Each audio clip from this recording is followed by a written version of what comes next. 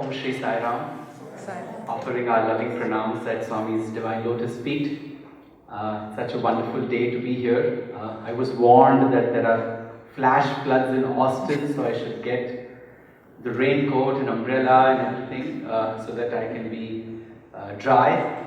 But as soon as I board the flight from Boston and I look at the Austin weather, and there are no floods till Monday evening when I'm flying back to Boston. And there's beautiful sun here and absolutely clear and gorgeous days this weekend. So thank you, Swami, for making the external environment so very conducive for our internal progress. Thanks to the Austin region, to start with the Austin City Sai Center, to have invited me for addressing the devotees for the Avatar Declaration Day program. Thankful to Vinod Uncle and Auntie for having come, Ramila Auntie for having come all the way from Houston, and for Brother Shiva and family to have hosted me and organized this program.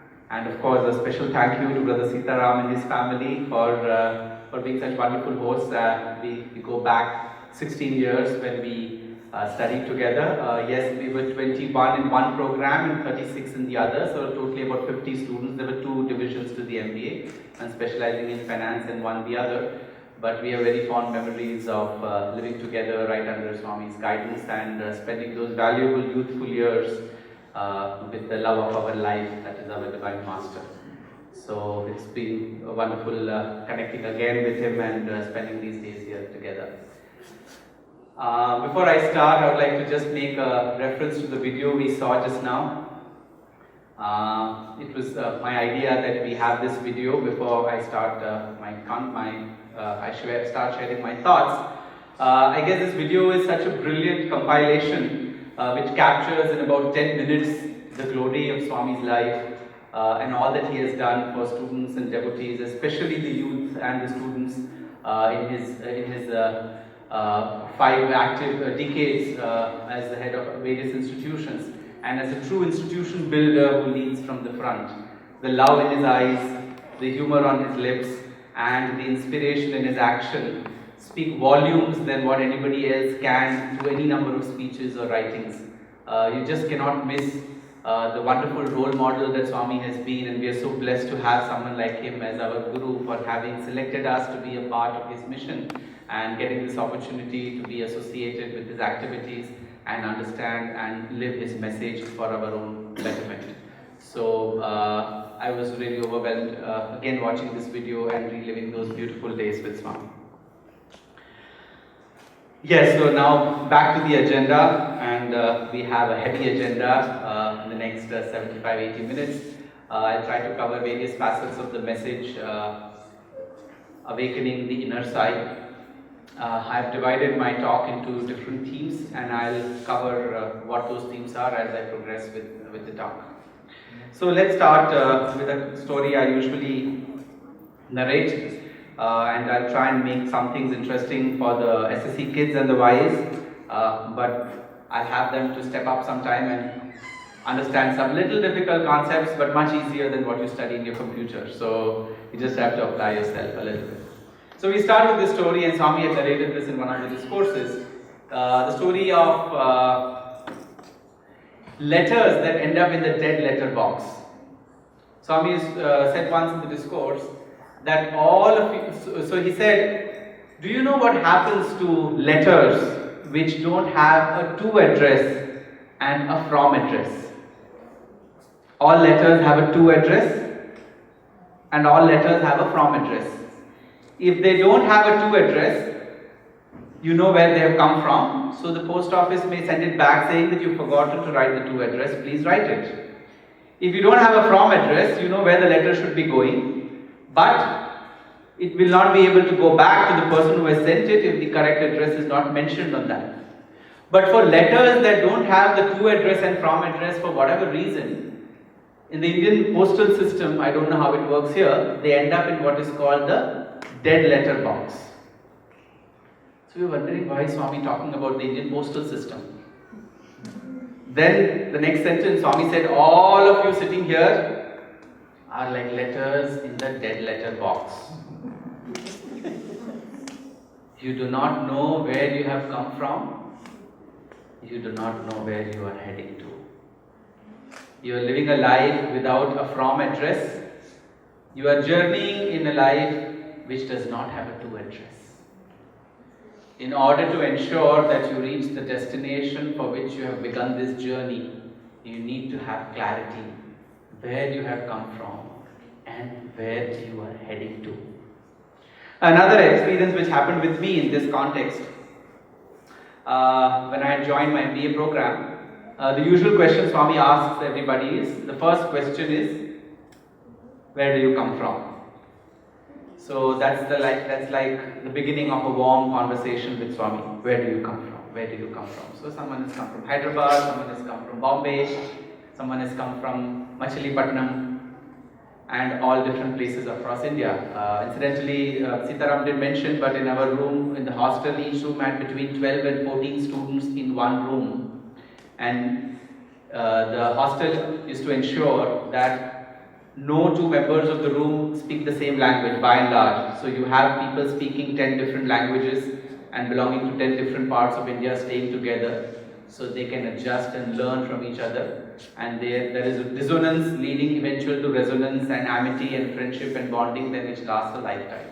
So that's the kind of training ground we had in the hostel. So coming back, Swami always used to ask, where do you come from? So I used to say, Swami, Bombay. First month, same question. Fourth month, same question. 1 year over, same question. Over a period of time, he started calling me the Bombay boy, because every time he asked me, where do you come from? Bombay Swami, Bombay Swami. Then that year I was blessed in 2003 to go to Kodaikanal. First day, first session, sitting inside Sai Shruti with Swami. First question, where do you come from? He'll ask with that innocence as if he has never ever asked you that question earlier. Where do you come from? You see that there is a zing in Swami's voice. Bombay Swami. Oh, Bombay.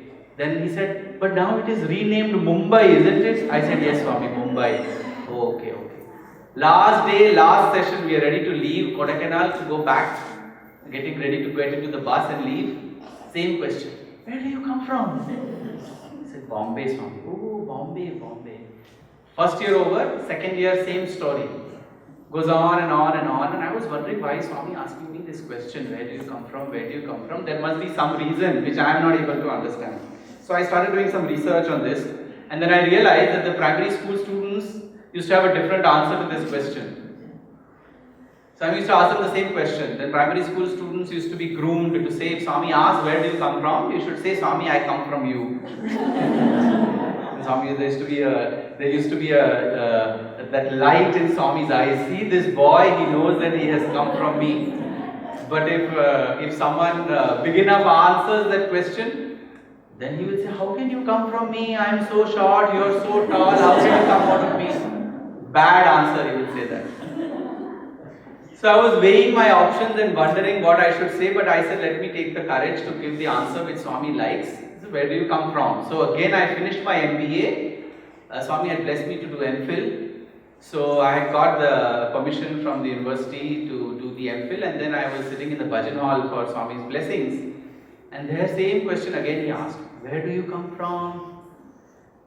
In the meanwhile, I would have already given about 10 speeches in Swami's physical presence. So I said, I took courage and I said, from you, Swami. That was the last time he ever asked me that question, where do you come from?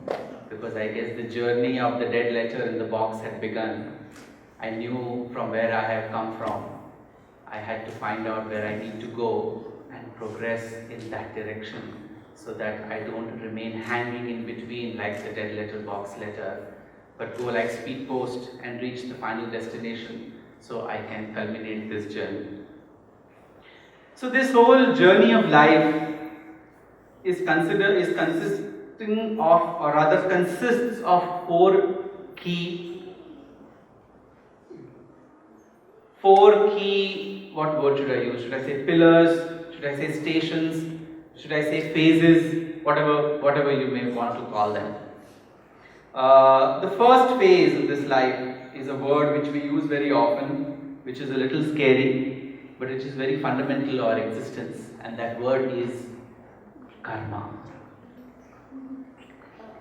We all play the game of football, right? Football here is a little different from football in India. Football in India, you cannot touch hands to the football. If you touch the hand to the ball, it's a foul. Here you have to play football only with the hand and snatch it with both your hands and run away. So it's a little different. I came to know here, I said, why are these guys playing football with their hands? This is American football. So in India, if you touch your hand to the ball, you get a foul. Right? Who's observing you? The referee. You get a red card. Foul. He has a whistle in his mouth, blows it, and the game stops, and you get a warning, and then you're disqualified. Same is the case in the game of cricket. Not popular here, but you have an umpire who decides whether you are out. You've got a 4, you've got a 6, you've got a wide, you've got a leg before wicket. There are so many nuances to the game of cricket. The umpire decides that. Every kick, every shot is being monitored. Does the player need to tell the referee that I have hit a goal, now you should announce that it's a goal? Yes? No. Because it's the referee's job to do that, right? The cricketer doesn't need to tell the umpire that I have hit a 4. The umpire sees it's a 4. He gives the indication that the batsman has hit 4 runs. Similarly, in this game of life, God is the referee. God is the umpire. He is observing every small and big action and activity that we are undertaking. We have got into this habit of telling Swami, telling our master, I did this, you still haven't rewarded me. I did this, you still haven't given me the result and the outcome of that.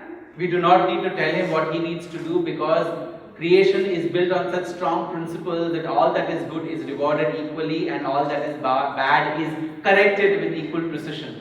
Our job as the good cricketer should be to constantly play our game well so that we can score as much as possible in a particular lifetime.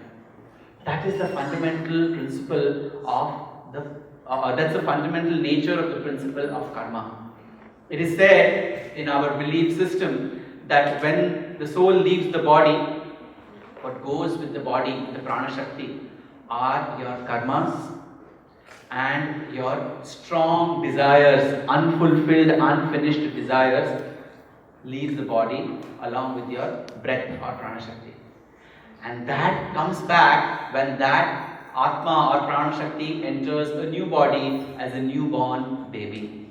So every individual is carrying the karmas, the vasanas and the samskaras, meaning your actions and the good and bad virtues or vices that you have accumulated over lifetimes, over several janmas. And the whole objective of life is to face this just as the batsman faces every ball with courage and ensure that you do your best. The problem is that some of these tendencies in us are extremely deep rooted. Swami used to say, your negative tendencies are like the onion which is sown in the soil of camphor and is fed with musk fertilizers, but yet it never loses its sting as that of an onion. Similarly are the tendencies with which we are born. They are so deep rooted, they are so extremely ingrained in our psyche that come what may, whatever we do, it's extremely difficult to give them up. And that's why Swami used to say this is proof enough that we've all evolved from the animal kingdom. Because you have the little bit of the dog in you, the little bit of the wolf in you, the little bit of the tiger in you, and that's evident in your greed, in your impatience and in your arrogance, because these are animal qualities. You see why we have these, you see how these are carried forward, and you see what role we need to play in each of these. But the problem is, we forget that we are the carriers of this. Whom do we blame? God for all of this? Whom do we blame for all of this? Whatever is happening to me is his fault. Right? It's just like telling the postman, whatever is the content of the letter is your fault. The postman is responsible for every bad news we get in the letter. If you are fired and that letter is posted to you, you blame the postman, thrash him and make him responsible. Do we do that? No. If we get a promotion and that is communicated to us in the letter, do we give chocolates, Ferrero Rocher and lit chocolates to the postman? Why should we? He didn't do it, we did it, right? Just as the postman is not responsible for the good and bad news in the letter which comes to our post box, God is not responsible for all the good and bad that occurs to us.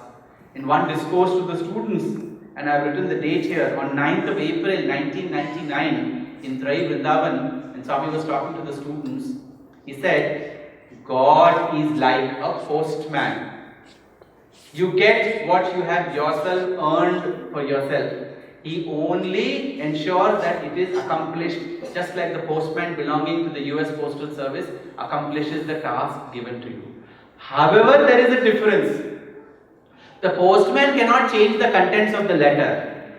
But if you pray and you have sincere earning and yearning, God has the power to change the contents of the letter delivered to you. The karma, I believe in your retreat, there was an elaborate exposition on karma and its various varieties. The Jain religion talks about the Ashta Karma Siddhanta. There are 8 different types of karma and how they are earned and how they have to be undergone. In Sanatana Dharma, and someone was talking about Garud Purana this morning when we had a small session. Karma is divided into 3 categories. You have Prarabdha Karma, you have Sanchita Karma, you have Agami Karma. Sanchita Karma is like your accumulated bank balance. Prarabdha Karma is that money which you have withdrawn for spending. Agami Karma is that you have invested for the future. These are the 3 categories of karmas that we have. Each one of us are constantly in the process of undergoing, earning and spending. A very interesting reading which I would encourage all who are interested to know more about this. And we rarely talk about this. We only talk about Swami's divinity, Swami's glory, Swami's grandeur, Swami's experiences and miracles. But at the fundamental base of all of this is the fundamental message that Swami has given out. I still remember in the big frame that is still kept in the room at the entrance of the Sai Kulwant Hall from where the students come, there is a huge frame in which there is one God who is omnipresent, there is only one caste, the caste of humanity. A less mentioned but a very poignant statement is quoted there which Swami had mentioned. After all of that, the 5th sentence Swami is mentioned, there is only one law, the law of karma. So it's important that we understand the whole context in which we go through a lot of things, because if we want to awaken the inner Sai, we have to first understand why that inner Sai is not getting awakened. What are the roadblocks to the awakening of the inner Sai? So I would encourage reading of 2 books. One is a series of books by Dr. Brian Weiss. If you haven't yet read, please read. It's called Many Mansions. And another is a set of books by Edgar Cayce called Many Mansions. The first one is Many Lives, Many Masters by Brian Weiss. The second one is Many Mansions by Edgar Cayce. Both of these are quasi-scientific books. Both of them communicate the principles of karma and how they influence our life on a daily basis. We usually think that all of these things are there in the scriptures. What is the proof in real life from a scientific perspective? So these are parapsychologists who through human experiments have been able to come to conclusions which resonate exactly with that which is mentioned in our scriptures. Please read them and you will be benefited from much greater clarity. Now, all of this happens. How do we come out of this? Right? Because this is, as I said, the constant accumulation, constant earning, constant spending of karma that is going on. Every breath is accumulating the karma. Every thought is accumulating the karma. Every word and action is accumulating karma. So I'll narrate a story for the SSC kids. Swami used to sit with small children on the banks of Chitravati. This is way back in the 50s.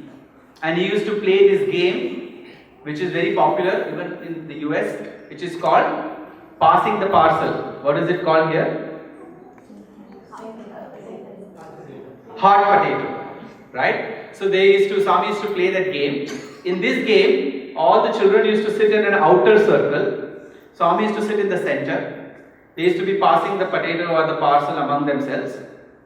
And that parcel was a small chit. In that chit, Swami with his own hands had written some virtues and some vices. Anger, hatred, jealousy, truth, love, compassion, and all of those chits would be there. All these kids would be sitting in a circle. They used to be singing bhajans.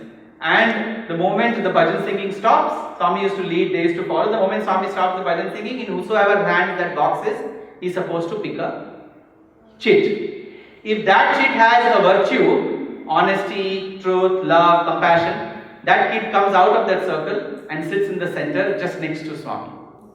But from the box, if there is a chit which is pride, greed, jealousy, then that person continues to remain in that circle and continues to sing bhajans, waiting for another chance where he can get another opportunity to pick up a chit, and hopefully that chit is a positive chit and he gets to sit close to Swami.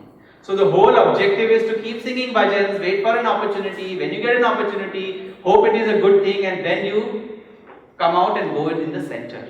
The kids used to enjoy because you get to sing bhajans with Swami, you get to be doing something which is action oriented, and you have a good evening with a couple of hours of proximity from Swami. It is such a loaded exercise for all of us to understand from.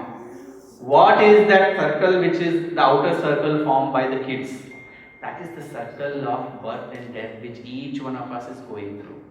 What is Swami sitting in the center of that circle? That is God, which is the ultimate goal of every soul, and that is the destiny and destination for everyone to reach. What is the opportunity that each one of them gets when the bhajan singing stops to pick up and understand, choose the chit, whether it's positive or negative? That is the opportunity each one of us gets in a lifetime to whether develop good qualities or continue to revel in bad qualities. But there is an assurance which Swami communicated through this game that the moment you get a good quality and nurture it in a lifetime, you are assured proximity to divinity. You get up from this life cycle of birth and death and go to the center and establish yourself with God for good. Such a loaded message in this journey towards awakening the inner side, wherein though we are bound by the principles of karma which have been ordained by nature for our own betterment and evolution, there is also a solution which we are provided with. So what is the solution? Avoid bad karma so that you don't have to be born again. Such a simple solution with this game that Swami has given. Swami has also mentioned in Summer Course 1973 why Adi Shankaracharya had said in his Bhajagovindam, Punarapi Jananam, Punarapi Maranam, and then one very important line, Punarapi Janani Jatare Shayanam. Ye sansare bahudustare kripaya pare parim murare Bhajagovindam, Bhajagovindam, Govindam Bhajabudumate. I have to be born again and again. I have to be dying again and again. I have to be spending time again and again in the womb of the mother for 9 months. This is such an unbearable experience. Please relieve me of this, O God. This is the essence of the very first stanza which Adi Shankaracharya has composed. Why did Adi Shankaracharya write about the journey of staying inside the mother's womb for 9 months? Because Swami mentioned that in that discourse in 1970 Summer Course, he said it's one of the most difficult experiences that the fetus experiences while it has to stay in the mother's womb for 9 months. How many mothers' wombs have you stayed over the last several thousands and thousands of lifetimes? And how many more mothers' wombs do you want to stay and go through such difficult experiences? You have dual problems when you do that. First, you have to go through the experience. Secondly, you owe a very big debt of gratitude to the mother who bears you for 9 months in her womb. When you are donating blood, right, in the retreat there is this banner, donate liquid love. How happy you feel? Because you have given blood to someone, whatever the quantity. You have done a great act. How much more does a mother do for 9 months by nurturing that soul in her body and ensuring that she sustains it with its own blood for 9 months? And when the baby is delivered, the pain is equivalent to that faced when 22 bones of her body break through fracture. That is the kind of pain the mother undergoes in order to give birth to a child. How much gratitude does the child need to express towards the mother for a lifetime? That's why the first veneration to the mother. And that's what Swami showed in his lifetime. The gratitude that one owes to one's mother. when Mother Ishwaramma prayed to Swami after he declared that he is no longer their Satya, and today's Avatar Declaration Day celebration, Mother Ishwaramma made one simple prayer. You have all these people coming to you from the Mysore Maharaja to the most wealthy of devotees from Chennai and Bangalore and Bombay. You give me one assurance, you will not leave Puttaparthi and go. So Swami took his hand and put on Mother Ishwaramma's hand and said, I assure you, I will never leave Puttaparthi and go. This is going to be my karma bhumi for this avatar. Just because the mother prayed, Swami raised Puttaparthi to the international standards and did not go and occupy an already established township to spread his message and mission. The entire life was spent to transform that village, which was 10 minutes past Stone Age, into the international spiritual headquarters. We do not realize what effort goes into that in an era when India was just independent, not even independent politically. This is 1940. Right? It was not even politically independent. Today roadways and railways and highways and airways and all ways from all metros and parts of the world take you to Puttaparthi in the shortest possible time span. That is the kind of wish fulfillment that Swami has done for the mother. All his projects, Ishwaramma said, ensure that the women of this village do not have water problem.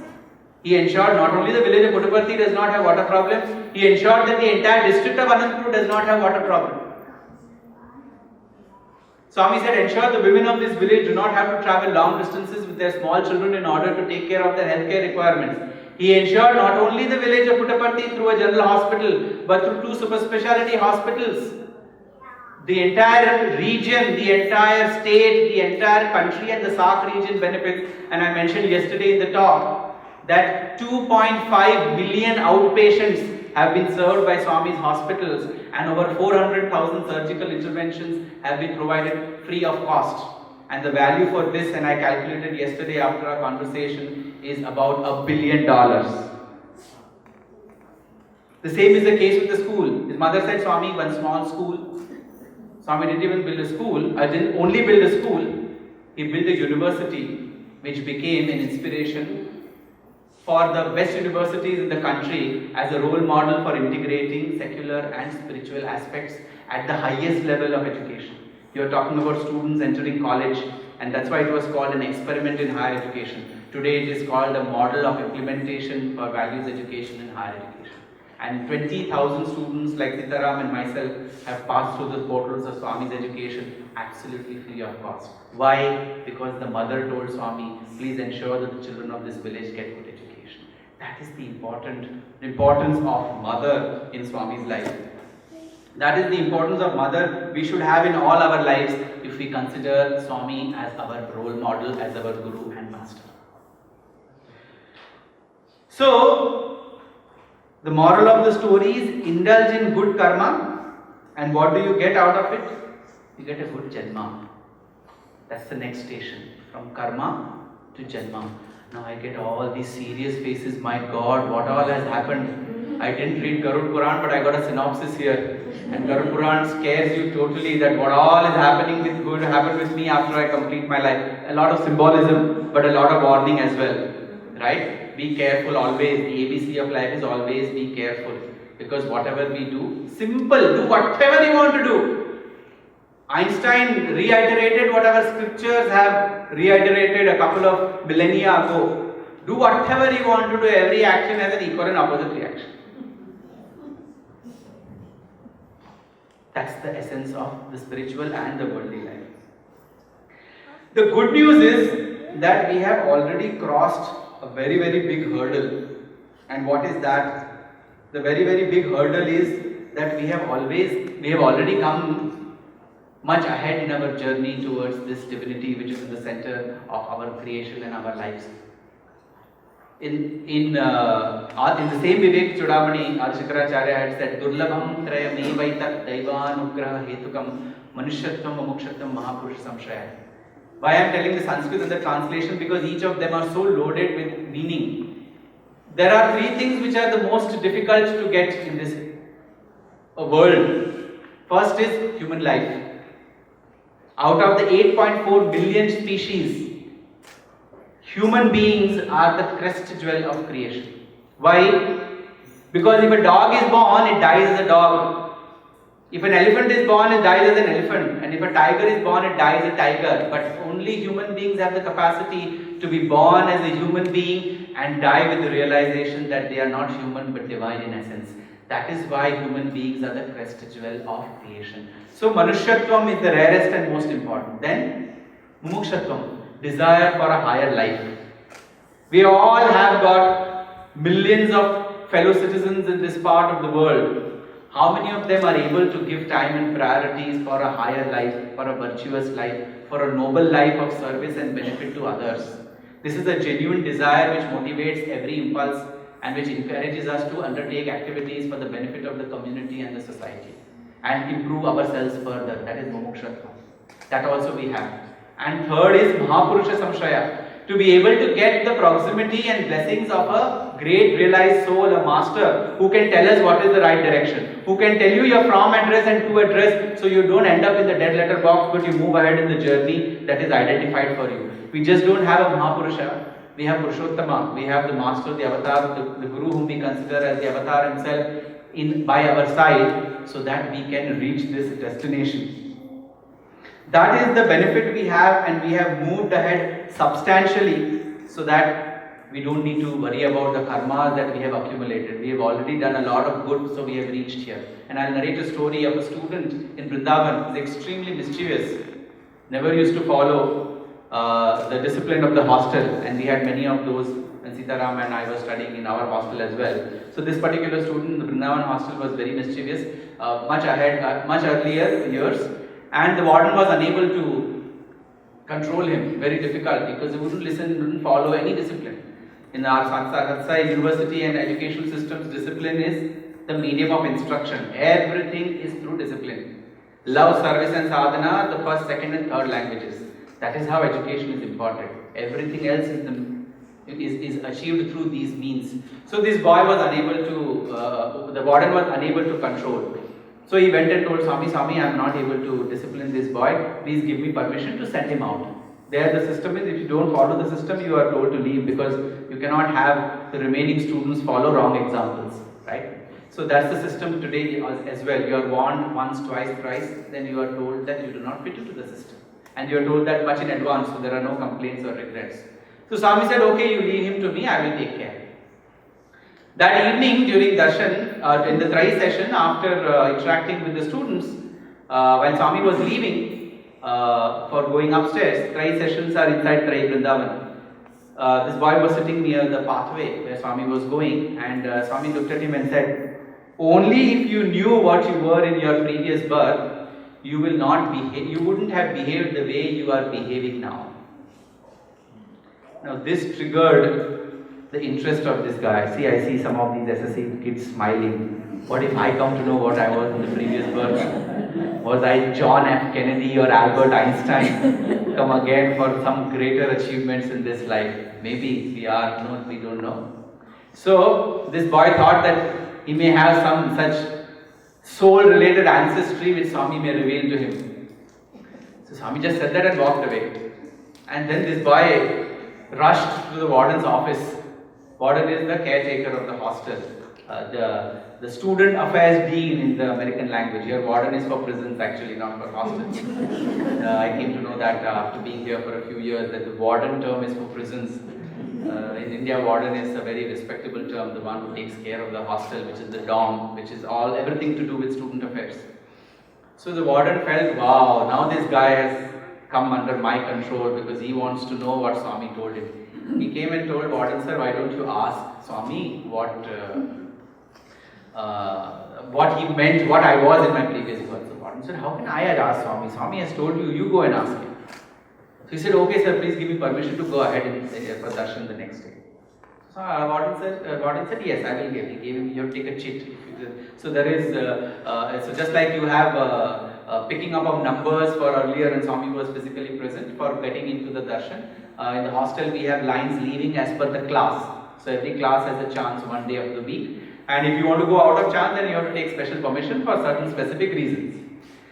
So this boy was given permission to leave early the next day morning.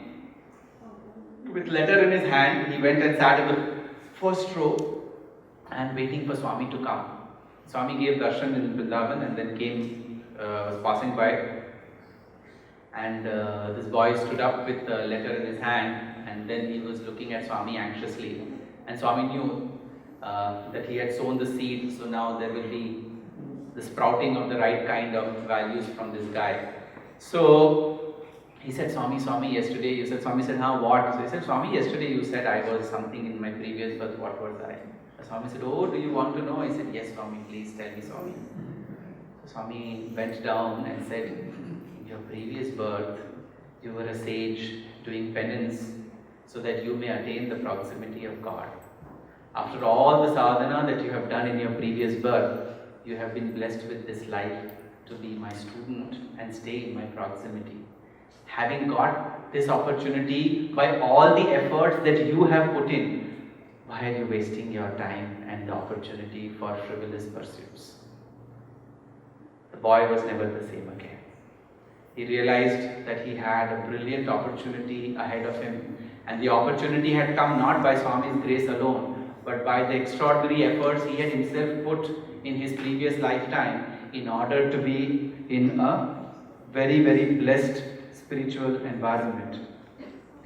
And he redefined his life's priorities and began a new journey to the true address that Swami had given him. So in all of this, what do we understand? We understand that it is extremely important that we live good lives. Swami always used to quote this. In earlier times, if money is lost, nothing is lost. If health is lost, nothing is lost. If wealth is lost, something is lost. If character is lost, everything is lost. And Swami used to say, in today's times, if character is lost, nothing is lost. If health is lost, something is lost. But if wealth is lost, everything is lost. You see how the entire equations have changed with the changed times. The priorities have gone to dogs. And that's why Swami gave us a maxim. The end of education is character. Because character is what defines an individual. The history is a story of not men and women of achievements, but men and women of character. It is for that reason that an illiterate man in the hinterland of Bengal who did not know the difference between pension and pencil is revered 150 years after his samadhi as one of the greatest saints of India, Sri Ramakrishna Paramahansa. And his disciple Swami Vivekananda is discussed, and his contribution to Indian culture and universal well-being is discussed when the former President of America, Barack Obama, and the Prime Minister of India, Narendra Modi, meet in Chicago to celebrate the centenary year of his speech at the Chicago Council of Religions, Parliament of Religions.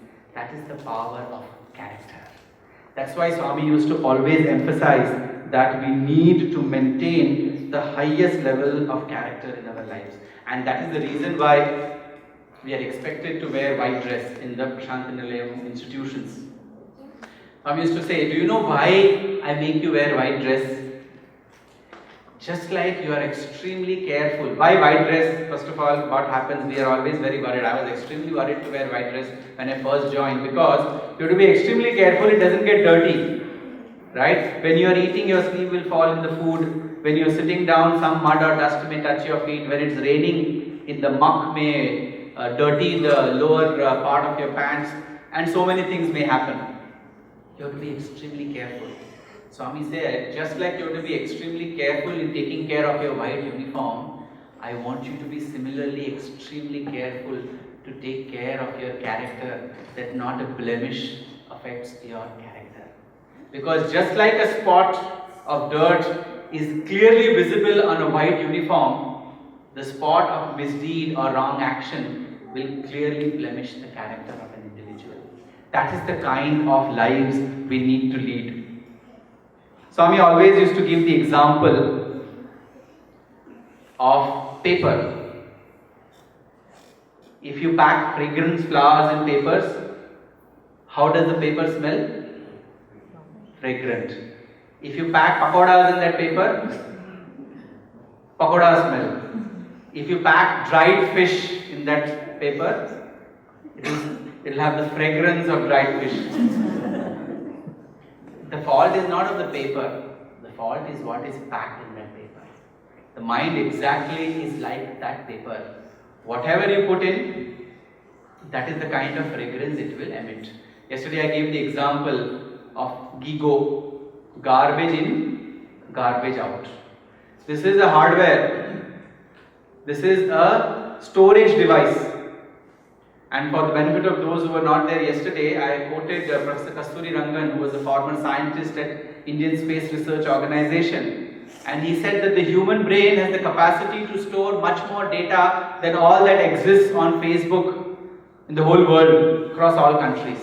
One human brain has that much capacity. And that capacity and how we utilize it is dependent on what we do. Because the minds, the ears, the nose, the hands, everything is constantly uploading data onto this storage device. If you are uploading garbage, what will come out of that storage device is also garbage.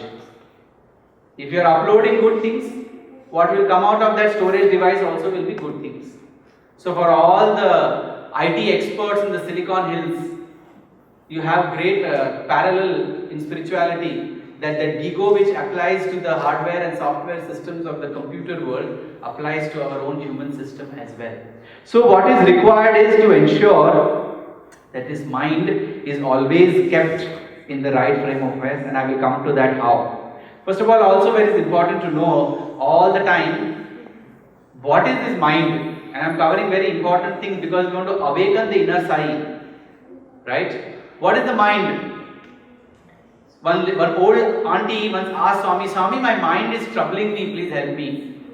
Swami said, immediately I will help you. Please tell me where is your mind? And that lady had no answer. Because we keep saying the mind is troubling us. But if we ask ourselves, where is the mind? Is the mind here? Will any scan give you a report that your mind's state of affairs is this?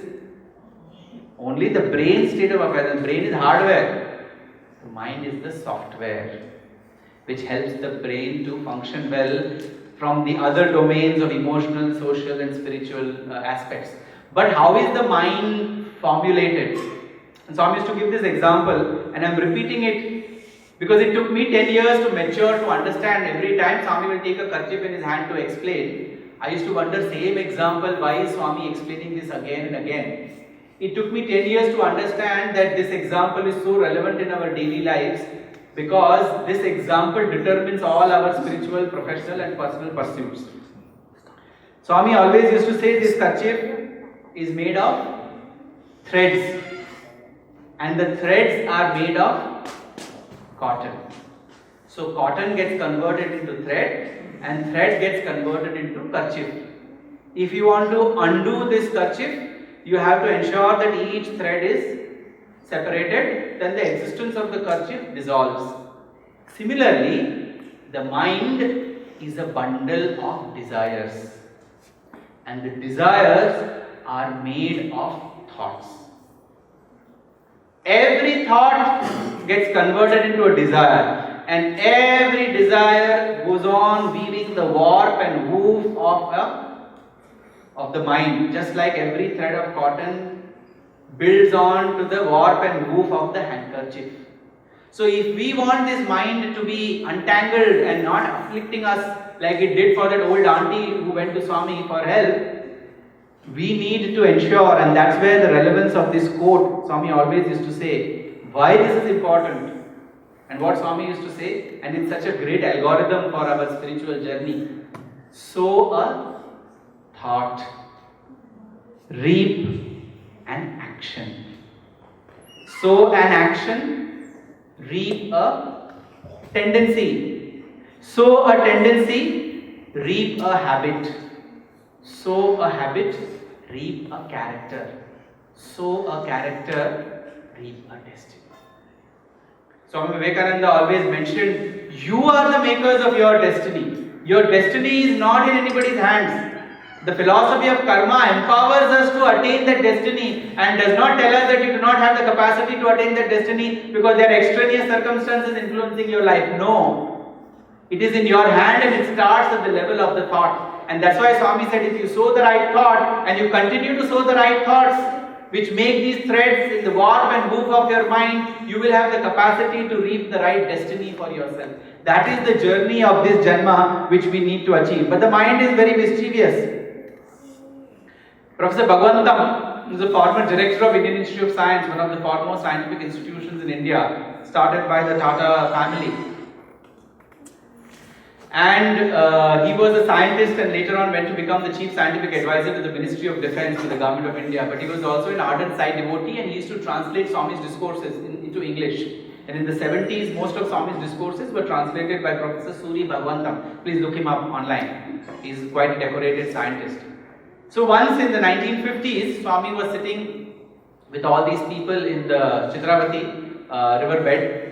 And as usual, conversations, spiritual messages, and Professor Bhagwantam was relatively new. So he asked Swami asked him, Bhagwantam, do you read the Bhagavad Gita? He knew Professor Bhagwantam used to read the Bhagavad Gita. So he said, yes, Swami. He said, do you want a Bhagavad Gita? If I give you a copy, will you accept it? He said, yes, Swami. If you give me a copy, I will accept it. So Swami took 2 hands full of sand from the Chitravati and then poured it into the hands of Professor Bhagwantam. By the time the sand reached Professor Bhagwantam's hand, it was a copy of the Bhagavad Gita. So this scientist, this eminent physicist of India was unable to explain this concept. So he immediately started to think, this book is printed, so it must have a publisher's name. How can this book be printed without a publisher? You see how our mind works. So immediately he started turning the pages to see where is the publisher's name, where did Swami get it from. So the moment he started doing that, Swami said, oh, you are looking where the publisher's name is it? This has been printed for use freshly by the Sai press. That is how the mind consistently tricks us. Because we are wanting visiting cards every day. Swami said, my miracles are my visiting cards. Swami also said the miracles are like mosquito on the back of an elephant. That's the value of the miracle in Swami's life.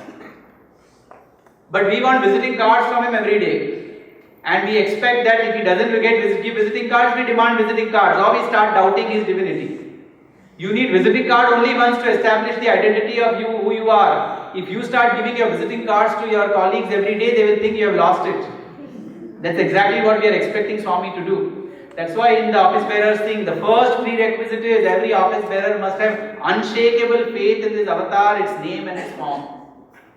That faith cannot be shaken. And that is the product of what the mind usually does. So in order to take care of the mischievous mind, we go to the next station. From karma to janma. And then what do we have to do with this janma?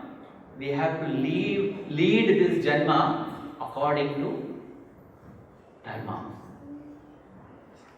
Dharma is the code for living this life in the best way possible. Whoever is born, Swami used to say, has to die. But whoever dies does not need to be born again. And that depends on how you have lived this life. If you have lived this life as per the dictates of dharma, punarjanma na vidyate. You do not need to come again. Every sage, saint and spiritual master has given this message. Ramakrishna Paramahamsa also used to always say, and I'm referring to the names of all these different sages and saints so that we know the universality and the Catholicity of the message that Swami has been sharing with us. You do not need to wait for several lifetimes to achieve your final destination. Here and now in this lifetime you have the capacity to achieve it if you decide to live your life as per dharmic injunctions. Swami always used to give the example of, I'm looking at the watch so that Brother Shiva,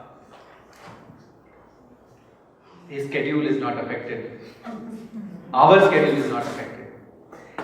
So, Swami always used to give the example of the 4 stages of human life.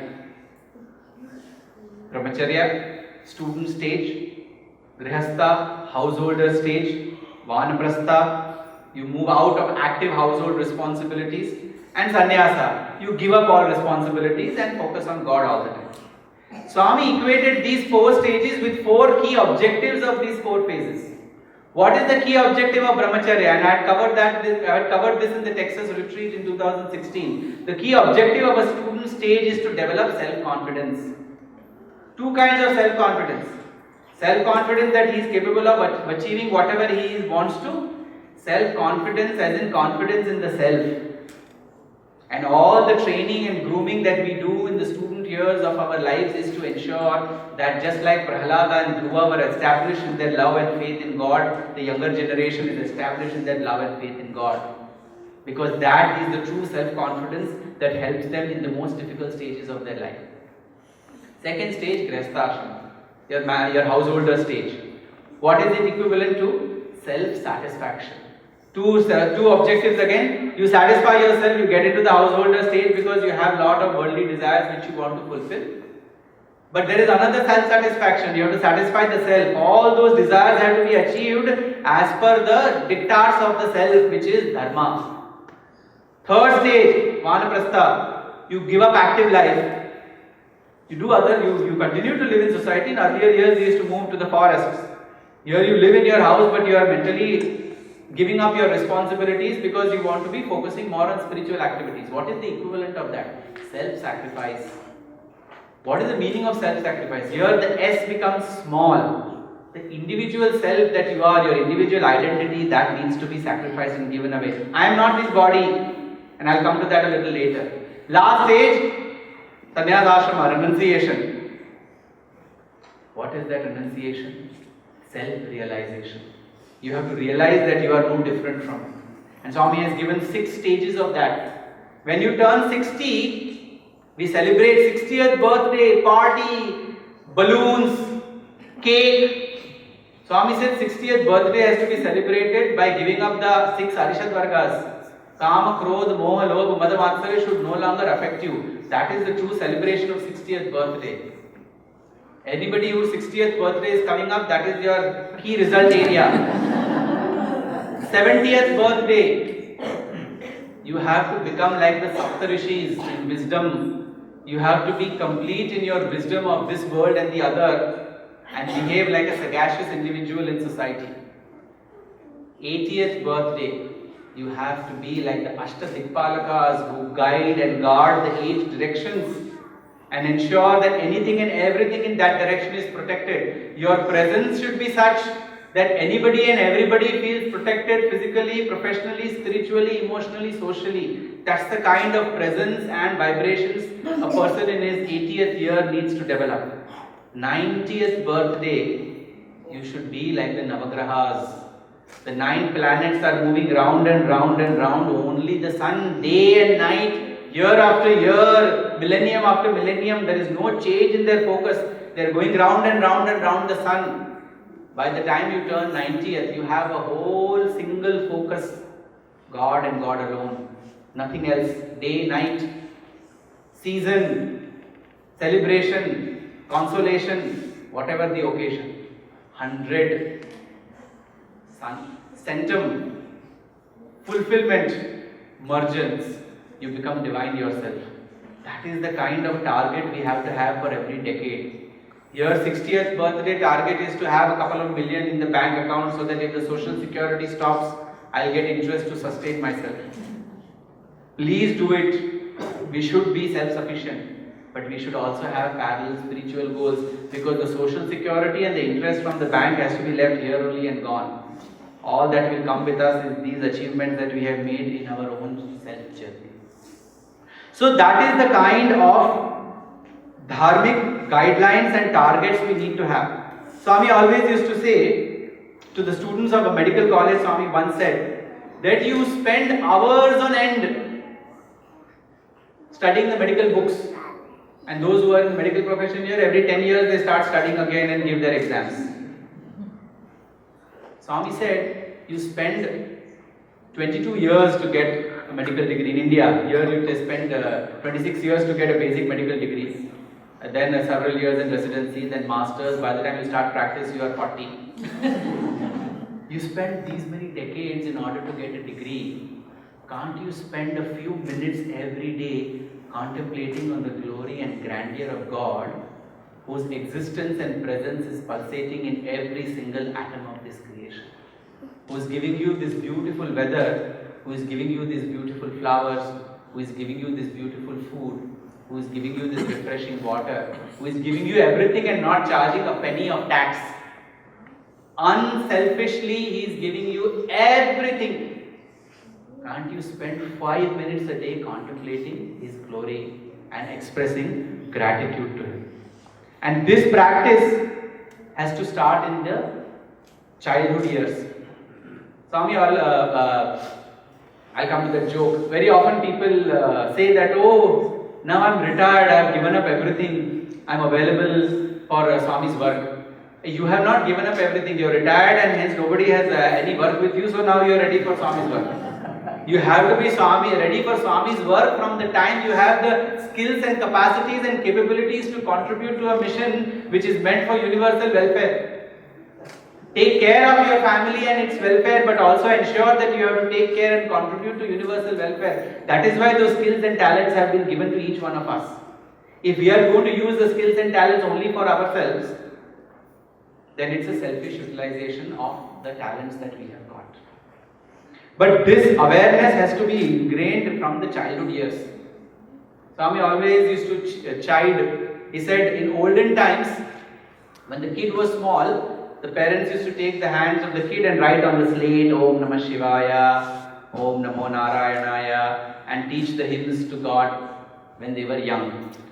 Now what do they teach? Baba, black sheep. And then another poem Swami used to repeat, ding dong well, pussy is in the well.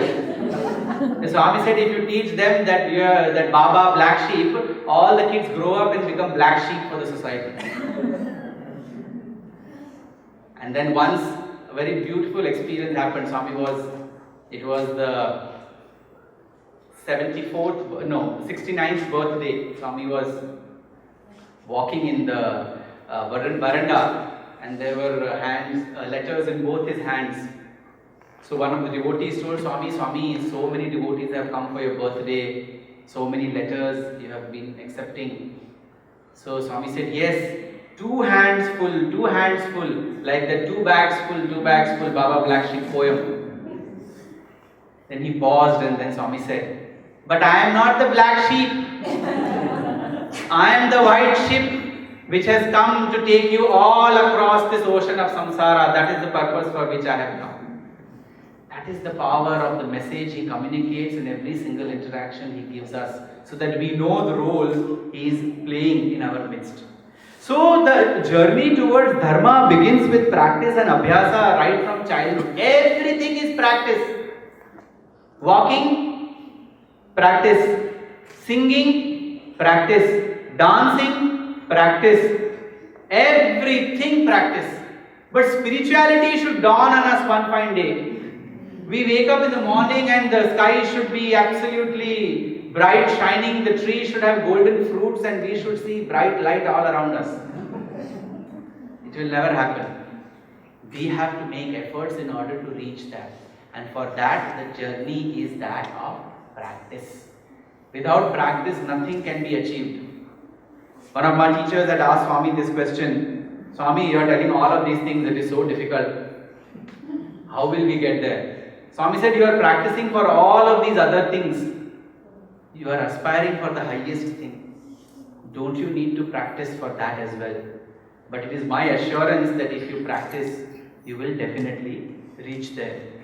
So the practice needs to be done all the time. And along with practice, what do we need? We need the right company. Because if you practice and there are all these hecklers around you, they are only going to be pulling out the enthusiasm and inspiration that you have in moving in the right direction. Now for that, what do? You come to the Sai Center, you participate Thursdays, Sundays or whichever days the bhajans and service activities are. What do you do the other days? The other days you surround yourself with good people, keep good company in the office, whatever. I went to Sitaram's office and I was happy to see that several Sai devotees are also working there. So you look for like-minded people in your offices and have good company there. All these things you do, but what do you do when you are all alone? The worst company is here. thoughts. All the time, thoughts are bombarding us with all the kinds of negativity that is present in the world. Swami always used to say, the true satsanga is satya plus sangha.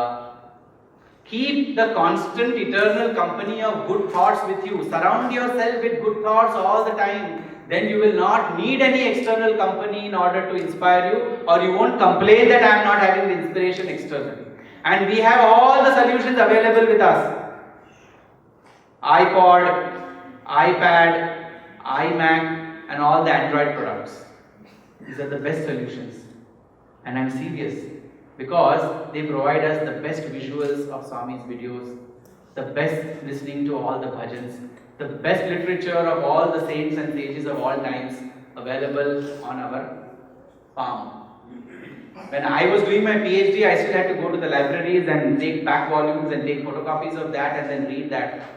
Today my junior PhD students are having their posh things. Oh, did you annotate this? Oh, do you just email me this link and then you click on that and you get the full paper?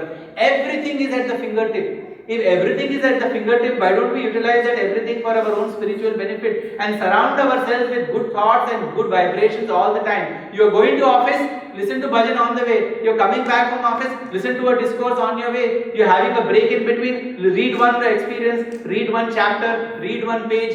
Keep bombarding yourself with all the good that is possible and surround yourself with good thoughts.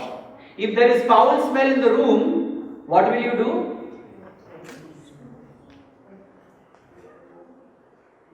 The best way to give up foul smell in the olden times. Today there are those equipments where they will keep spraying all the fragrance. What was the original best way to reduce foul smell? Put on an incense stick. Automatically first the foul smell will be neutralized and then only good smell will be all over the place. That was the reason why incense stick is put. God doesn't need that fragrance, we need it. Agarbatti is not for Swami, Agarbatti is for us. And that Deepam there is not for Swami. It is for enabling us to realize that there is that Jyoti, that Prana Shakti whose image is present in front of us. That is the inner meaning of all of these practices. So only when the fragrance of Agarbatti dilutes the foul smell in the room will we be able to experience that joy of singing bhajans. Similarly, when the fragrance of all this goodness is bombarded into us by all these positive material that we get on YouTube, Google and elsewhere, you have the solid and the best solution in order to relive and reminisce and reflect and rely on the highest message of Swami and our scriptures. So that is about practice. That is about satsanga. Then another important facet of dharma is feelings. Most important. I mentioned this yesterday and I repeat, and these are very, very critical pillars of our spiritual journey. The inner sight cannot be awakened before these preliminary requirements are fulfilled. If you have to send a letter, you need a stamp. However beautiful the envelope, without a stamp, it's not going to reach the destination. Similarly, for your prayer to reach God, you need to have the right feelings. Whatever the language, whatever the communication, if the feeling is genuine, it will reach Him. And that is the most critical lesson that we learn from the scriptures. Whether it is the berries of Shabari given to Rama, whether it is the curd which Krishna used to steal from the Gopikas, or whether it is that pomegranate that Buddha was given by a beggar woman on the road. And Gautam Buddha was praising this beggar woman, saying she gave me a pomegranate in charity. So all these followers said that king whose palace you recently visited to bless him was ready to give you jewels and wealth. You didn't praise the king. Why are you praising this woman for a pomegranate fruit? And Buddha said, do you know that that pomegranate fruit was the only meal she had for her dinner that night? She did not think what she will get for dinner. She thought this is my best opportunity to offer something to Buddha. She offered that pomegranate to me. That's why I am praising her. Feeling which is of love and total surrender to me. That is bhavam. That is the feeling. Once a student was suffering from chicken pox in the Vrindavan hostel. And he was kept in the isolation room. We have isolation rooms in the hostel. Those who are suffering from contagious diseases have to stay there. Otherwise, you know what happens. So he was kept in the isolation room, and chickenpox requires longer isolation. So for about 2 weeks he was in the isolation. He was supposed to be in the isolation room. And Swami was already in Vrindavan, so he was unable to bear that all these students are going for darshan every day. Every day Swami is talking to them, accepting letters, getting path namaskar. I am absolutely deprived of it. Swami will go back to Prashant, I won't get darshan. So one fine day after everybody went to Mandir, even the warden went to Mandir for darshan, this boy ran from his isolation room, came out and stood at the edge of the Vrindavan hostel where there is a small elephant statue. If anybody was seen Vrindavan closely, there are elephant statues at the base of the building, showpiece. So he was standing there near that corner, and Swami came for darshan. He saw this boy standing there. This boy was weeping profusely, the tears flowing out of his eyes. And instead of going for darshan, Swami went straight to him. He had a letter in his hand. Swami accepted the letters. Swami wiped his tears with his own hands. And the person walking behind Swami was a doctor. So he saw that this boy is suffering from chickenpox. Swami is touching him, clearing his tears and wiping his tears. It is a contagious disease. What if Swami gets chickenpox? So he said, but this boy was absolutely overwhelmed with the joy of meeting Swami, having his darshan after 10 days. So he was crying profusely. So this person whispered to Swami, Swami, this boy has got chickenpox, it is contagious. The Swami looked at him and said, contagious for you, not for my love. That is the power of genuine feeling. If we have the genuine feeling, the result will be instant. Instant does not mean the next moment. Instant means at the right time, but the result will come. There was this another story, because I am giving you all heavy Vedanta, I am covering some simple stories also. This cobbler sitting in the last line for darshan at Sundaram in Chennai, waiting for Swami's darshan. He is sitting there and someone told him, Satsai Baba has come, he is a great spiritual master, why don't you go in for darshan? So he went in for darshan with a flower, praying, hoping to give it to Swami if he comes closer to him. He gave the flower, he was waiting, thinking that Swami may come to him. So Swami went all the way to the end of the darshan line and accepted the flower from him. And then Swami said, what do you want? So this man was a non-devotee, first timer, cobbler, no idea. He just blurted out, Swami, please come to my house.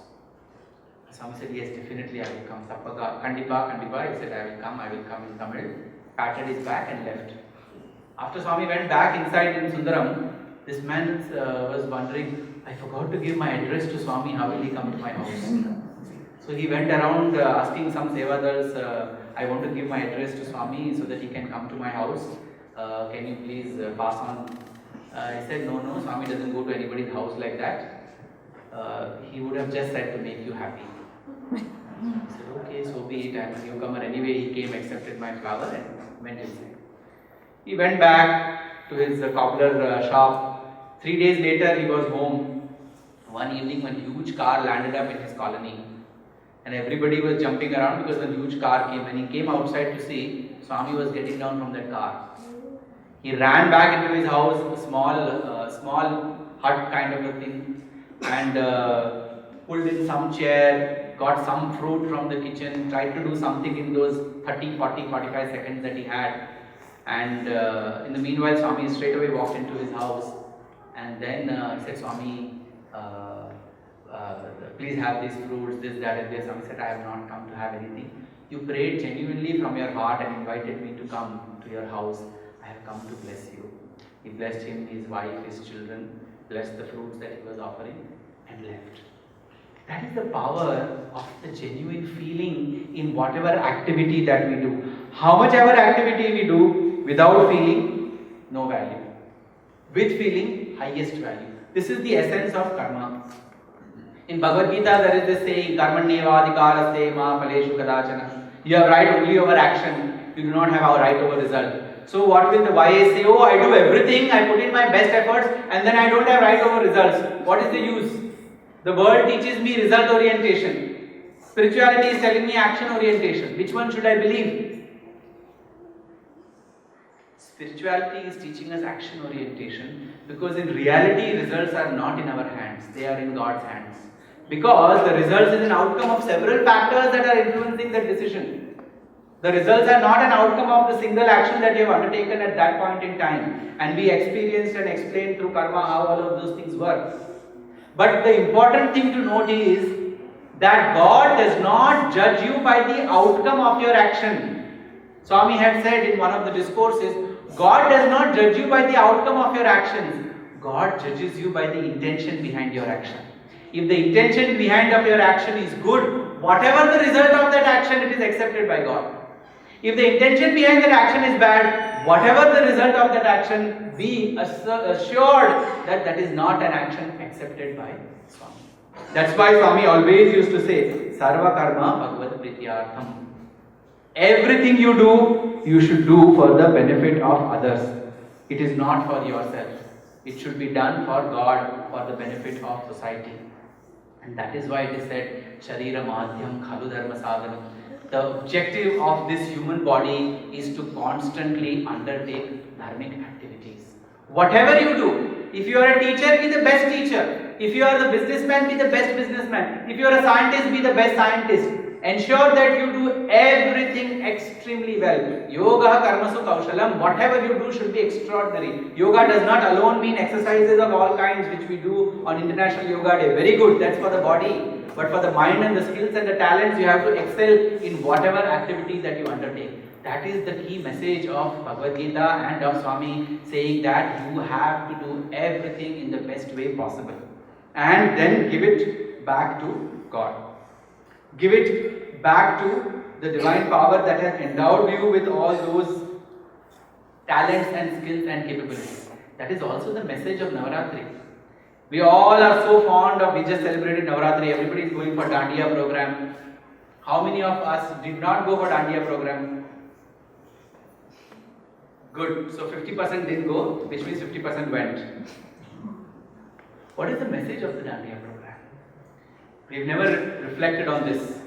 In the Dandiya program, in the traditional Dandiya program in Gujarat, at the center of the Dandiya, there will be one pot which will have light, deepam inside.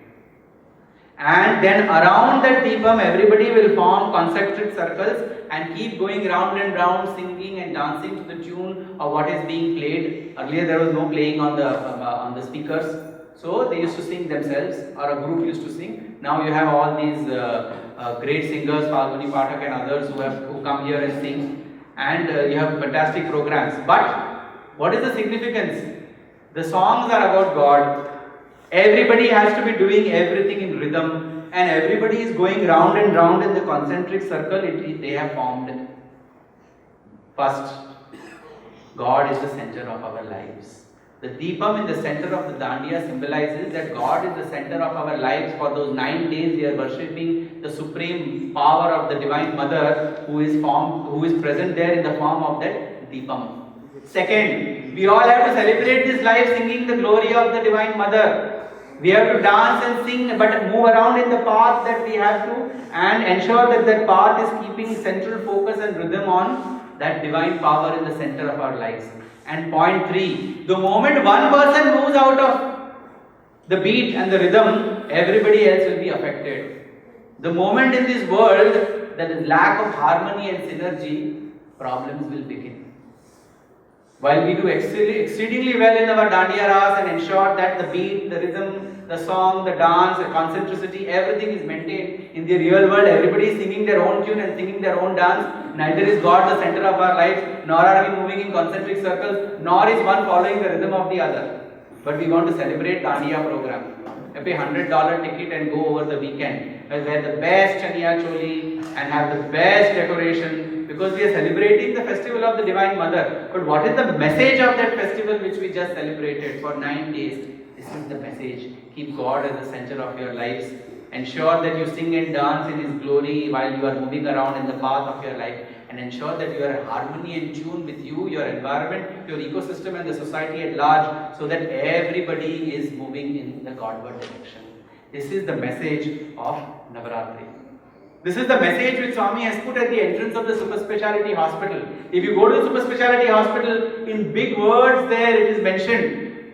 What is mentioned? Om Namo Ganagapate Namah? No. Om Sai Ram? No. What is mentioned there? Only one verse. Paropakarathamidam shariram. This body has been given to serve others. Just like the tree does not bear fruits for itself, the water on the river is not for itself, the cow does not consume its own milk, this body is not meant to be used for itself, this body is meant to be used for service to society. That is the highest dharma, and that is the dharma which the Satsai Seva organization gives us an opportunity to perform all the time. Whether it is service activities, whether it is devotional singing, whether it is SSC, whether it is as the head of different functions, all the time the opportunity provided by the international organization and the Sai centers is to discharge our duties and use our skill sets in the highest way possible for which they have been given to us. We always consider Sai activities as part-time. Actually, Sai activities and Sai is the center of our lives. All other activities are part-time. They are meant to fuel our lives so that we can be self-sufficient financially, emotionally, professionally. But spiritually, we are focused and achieve our ultimate objective. That's why here also it is mentioned, and that uncle mentioned 3 times, whether you do anything else or not, you have to be an exemplary performer in your personal lives. That is the first prerequisite for an office bearer. And that Swami had mentioned in the Mahavakya of leadership that he gave to General Chibbar, and he's put together in a book. What is the Mahavakya? First, to be. Second, to do. Third, to see. Fourth, to tell. You have to first be yourself. Then you have to do the things that you want others to do. Then you have to see whether they are in line with what is required or not. Finally, telling becomes superfluous. The modern leadership theory says tell. Leadership is the art of getting things done through others. That's the modern day definition. Management is the art of getting things done through others. Mary Parker Follett's definition. We studied in MBA. We all study in MBA. Management and leadership is not the art of getting things done through others. Management and leadership is the art of inspiring people to do the right thing in the right way, the right time, in the right circumstances. By setting a personal example. That is the difference between a leader and manager, and that is the first prerequisite of a Sai leader. That is what Dharma in professional life expects us to do. There is a very nice example. Once one teacher was sitting in darshan line, and Swami was coming for darshan, and there was this small twig of grass which was lying on Swami's path. So this teacher was wondering whether he should pick it up or not. If Swami walks over that grass piece, it may stick to Swami's robe, or it may get flown into Swami's robe because of the flowing robe. He was thinking to do, not to do. 30 seconds passed. Swami was just about to come. Before he could convert his intention into action, one pigeon flew from top of the pillar, took that twig of grass and went off. Swami came to this teacher, looked at him and smiled. Said, see, whether you do or not, the work will get done. It is left to you to make most of the opportunity. Do not think that you are required to do that work. Prakriti will get that work done circumstantially. You are inconsequential for the accomplishment of any task, spiritual or otherwise. Only we give too much value to ourselves and take ourselves seriously. The world doesn't take us seriously. Nobody is indispensable, goes the Western saying. It is true in the spiritual path as well. But if we want to make the most of this life and live the karma, janma and dharma properly, then we have to ensure that this brilliant platform that Swami has provided is utilized to the fullest extent. And what are the 3 objectives that are achieved through this? First, work. Work is like the seconds clock, seconds hand in a watch. 60 seconds. When that second hand moves, the minute will move one hand. The minute hand is like worship. When you are constantly engaged in work, will you be able to develop a sense of worship and devotion in your heart? When that minute hand moves 60 moments, 1 hour is over, the hour hand will move 1 slot. That hour hand is wisdom. You have to work so much so that you develop some amount of devotion, surrender and develop a sense of worship. When you are constantly engaged in worship to that extent, will you be able to develop that little bit of wisdom or virtue that Swami said? And that way, with worship and wisdom, this journey will be carrying forward, taking us to the last destination, and that destination is karma, janma, dharma, and the fourth part of this final destination is Brahma. Brahma is not the Lord with four heads. Brahma is actually Brahman, the supreme divinity. Now the problem is, the moment Atma, Brahma, these words come, Sitaram always tells me I get scared with all these words, don't confuse me. I'm happy singing bhajans and singing Swami's glory. Fair enough. But we need to reflect for our own benefit, and it's not about Sitaram. Most of us are Sitarams here, because we all think that way, including myself. So, the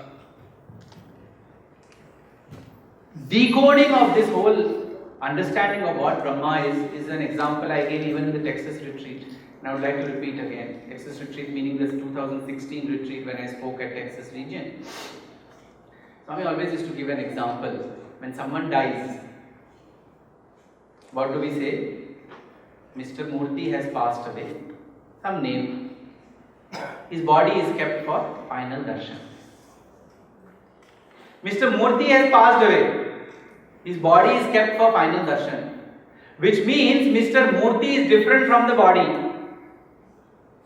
Which means Mr. Murthy was residing in the body. Now Mr. Murthy has gone away. His body is kept for last darshan. You offer the body of Mr. Murthy to flames. You do not offer Mr. Murthy to flames. In any language of any country, you will never say that we are offering Mr. Murthy to flames. See how humorous it sounds. The SSC kids are also laughing. But in this humor lies the message that Mr. Murthy was residing in the body. He is not the body. Then who is Mr. Murthy? In the Bhagavad Gita, Krishna has given the answer, Mamaivamsho Jiva Loke Jiva Bhuta Sanatana. It is the part of my eternal being that is present in every living creation. Whether dog, cat, buffalo, elephant, and human beings. That spark of divine is the same as the one which is from Krishna. Point number 2. Where, how? The answer is in the Narayana Suktam. Neelato idamadhyastha vidyullekeva bhasvara nivara shukavartanvi pita bhasvettanupama tasya shikhaya madhye paramatma vyavastitaha. In the middle of the 9th and 12th vertebrae, there is a blue shining light. That is the Paramatma Tattva that is residing in all of us. What is that? And the Narayana Suktam goes, and some people ask whether we should chant the Vedam or not. When you chant only, you will know what is your true identity and explain and understand the meaning of it. Sa Brahma, Sa Shiva, Sa Hari, Sendra, Soksha, Paramaswarat. That is Brahma, that is Shiva, that is Hari, that is Sokshara, Sakshara, Parabrahma, Swarat. He is residing in you in that form of light. So there is no difference between divinity and you, because that divinity is existent in you in the form of that blue light. The Purush Suktam also it says the same thing. Sahasra Shirsha Purusha Sahasraksha Sahasrapad. Which means divinity has 1,000 heads, 1,000 feet and 1,000 eyes. And you try to imagine what that divinity is. How fearful and how scary it will be with 1,000 heads and 1,000 eyes. It is not someone with 1,000 heads and 1,000 eyes. It is all of us with 1,000 heads and 1,000 eyes which divinity is embodying. Swami said when the Purush Suktam was written, there were thousands of people. Today there are crores of people. So it will be Koti Purusha, Sisha, Koti Aksha, Koti Pad. There are thousands, crores of, millions of hands and millions of feet and millions of eyes. Divinity is watching through all of us, is working through all of us, is living through all of us. That is the Brahma we have. Then there is no difference. The Kena Upanishad says that the eyes, the ears, the nose, the skin, all of this is inert. It is the power of the soul which is divinity, which is existing in the body, which gives the power to all our eyes, ears, nose, throat. Will Mr. Murthy's eyes, ears, nose, throat be able to see once he is dead? If the power was of the eye, the nose and the ears, why can't he hear and see despite dying? The power is not of the eyes, the ears, the nose. These are all inert. In Sanskrit, this is called charmam, which means leather bag. This is leather bag. Some have fair color, some have dark color, some have other colors. But this is a leather bag. The power which gives this leather bag capacity to see, hear and understand is the power of the Atma residing within. Then there is no difference between us and others. Everybody is same. African, American, Australian, Indian, every continent that you take, because it's the same blue light. It is the same divinity that is present in everybody. That is the whole objective. But I am divine. So now I can enjoy life. Thank you, Shashank brother, for telling all of us that we are divine. We will enjoy life because we are not separate from Swami, so we can do whatever he does and enjoy life. No. That's exactly what the Advaitins thought after Adi Shankaracharya propounded the Advaita message. I'll take 5-7 minutes to conclude. Adi Shankaracharya gave the same message. Brahma Satya Jagan Mithya Jivo Brahmayamana Para. God alone is the reality. Everything else is false. There is no difference between you and God. All are one. So all the Advaitins were extremely happy. I am not different from God. So what happened as a result of that feeling? They started living immoral lives. I am already divine. Why should I do anything else? Everything is possible because I am God himself. Then Ramanujacharya came. In the 11th century, he came and propounded Vishishta Advaita.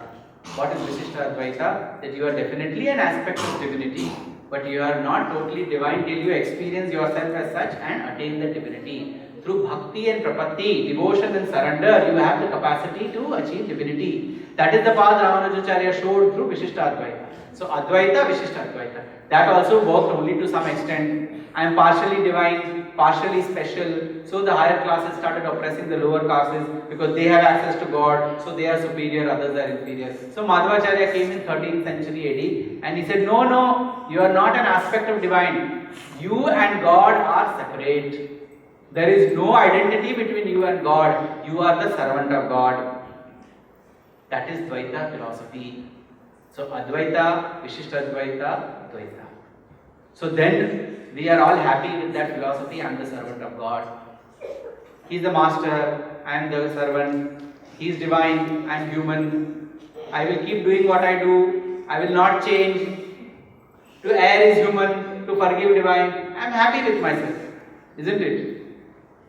These are stages in our spiritual evolution. That's why Swami combined all of this.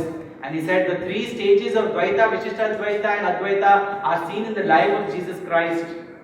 First he said, I am the messenger of God. I have brought the divine message and I am communicating it to you.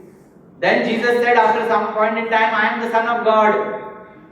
The Son has some characteristics of the Father, so he is the Son of God. Finally he said, I and my Father are one.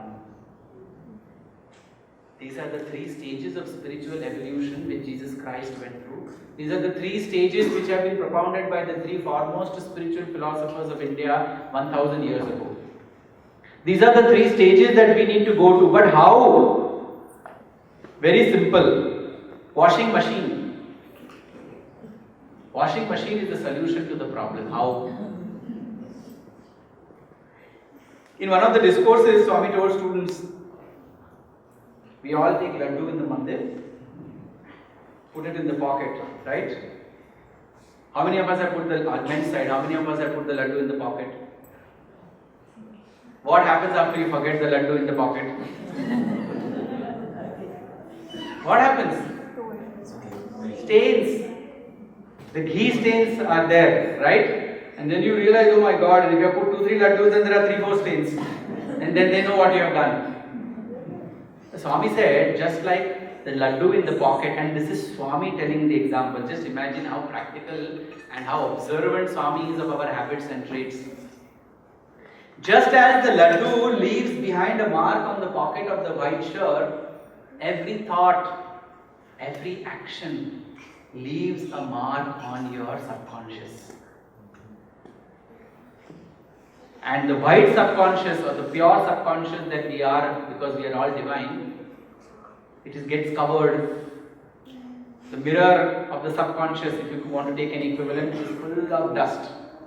The white cloth of the subconscious is full of dirt. So what do? If the cloth is dirty, you have to give it to the dhobi. The dhobi or the washerman, that's why I said washing machine. washes it, and the white cloth, again shirt becomes absolutely clean. Wasn't the shirt white from the beginning? Yes. What made it dirty? The laddu ghee mark. Similarly, Swami said, you are all divine. You are all white and pure. It is these thoughts, these actions, these vasanas, these desires of all these lifetimes that have created all these marks on your white shirt or your pure divine self. You have to wash these off.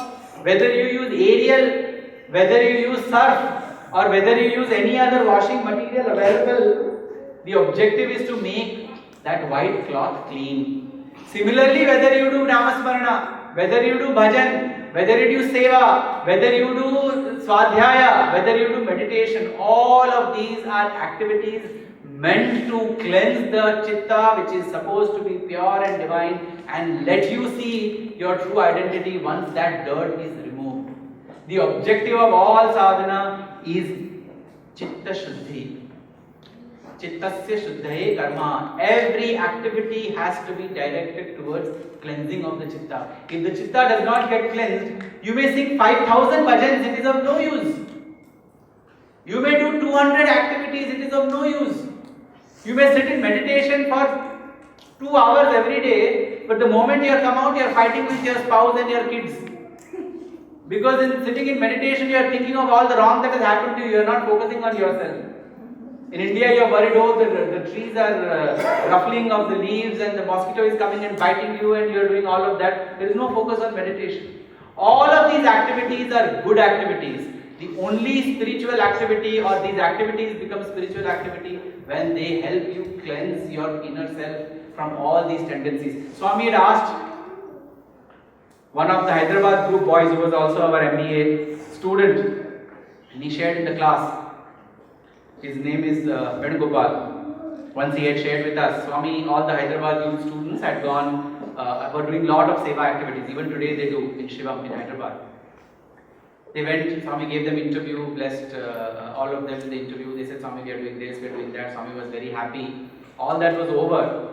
Then Swami asked, all this is fine, I am very happy. You answered this question. After doing all these service activities, has your anger reduced? Do you feel less jealous? Do you have a sense of more compassion towards your fellow beings? If this change has not come as a result of the service activities that you are undertaking, those service activities are incomplete. Because all these activities become mechanical if the whole objective of cleansing our inner self and reminding ourselves that we are not this body but we are the indweller is not achieved. And I guess that is the essential message. When Swami in his last phase kept on saying one thing always, I and you are one. I and you are one. I and you are one. There is no difference between divinity in Swami and the divinity in us. I explained to you how. That is also the message of when Swami used to say that stars are many, sky is one. Lights, bulbs are many, light is one. Waves are many, ocean is one. Nations are many, earth is one. Beings are many, breath is one. Professor Sampath, and I mentioned this yesterday and I want to conclude with that. Professor Sampath, for those who didn't come yesterday, was pleading on behalf of the students with Swami. Swami, please forgive the students. Swami was very upset with the boys. Please forgive the students. After all, they are children. They don't understand the importance of discipline. Swami had stopped speaking to boys. That was his greatest weapon. Krishna had Sudarshana Chakra, Rama had arrow. Swami's greatest weapon is ignoring. He will ignore devotees. He will see through you as if you are transparent. He will talk to the person to your left, to your right, but he will consider that you are non-present here. That was the power of his ignoring you. And you would be like, why is this person not looking at me? Don't I exist for him? And the yearning was that you should exist for Swami. You see how he brought out that yearning in us. The whole yearning was that Swami should acknowledge my existence. So Professor Sampath was praying to Swami, Swami, please talk to the students. And Swami said, do you know, Sampath, why I am angry with them? I'm angry with them because they do not realize what I expect of them.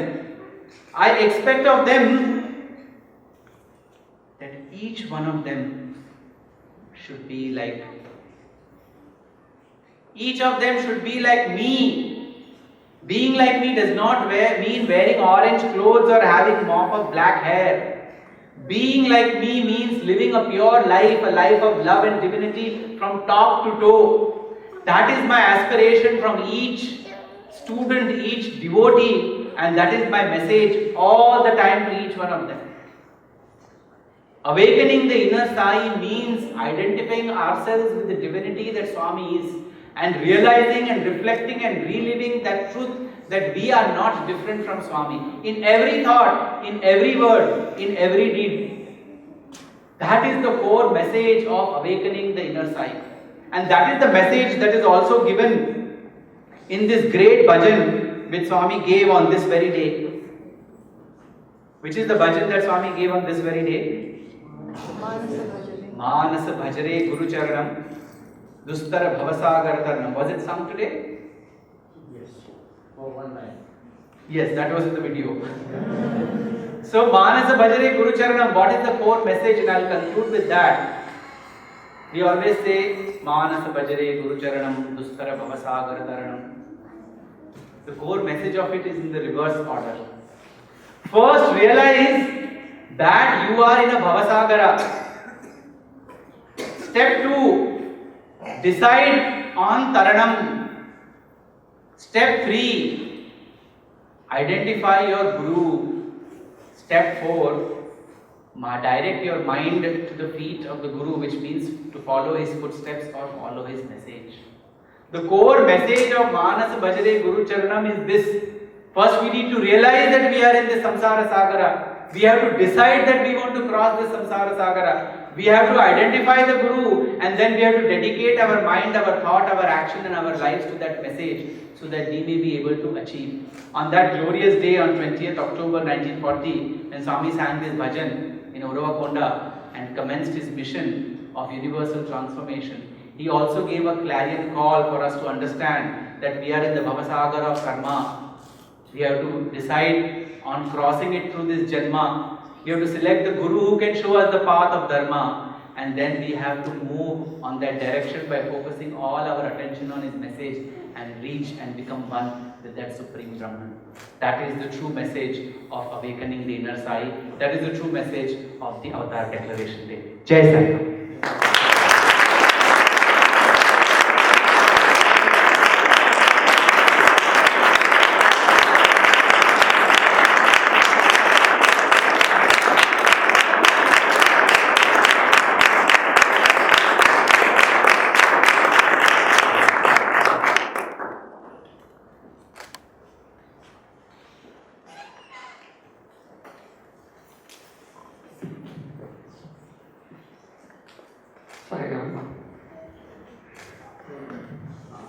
After such a beautiful lecture, I don't have words to speak.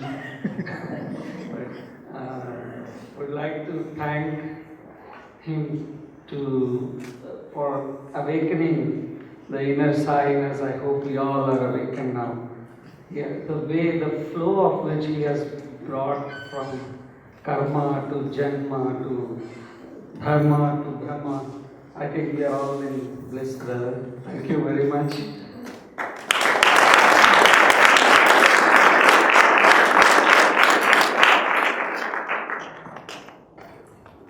I would request our brother Mahesh to hand over the small token of love on behalf of our center.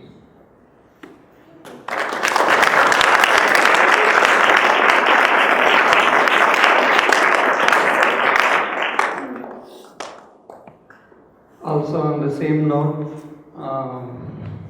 we have Brother Vinod Uncle who has come all the way from Houston. We have a small token of love for you from our Jay brother.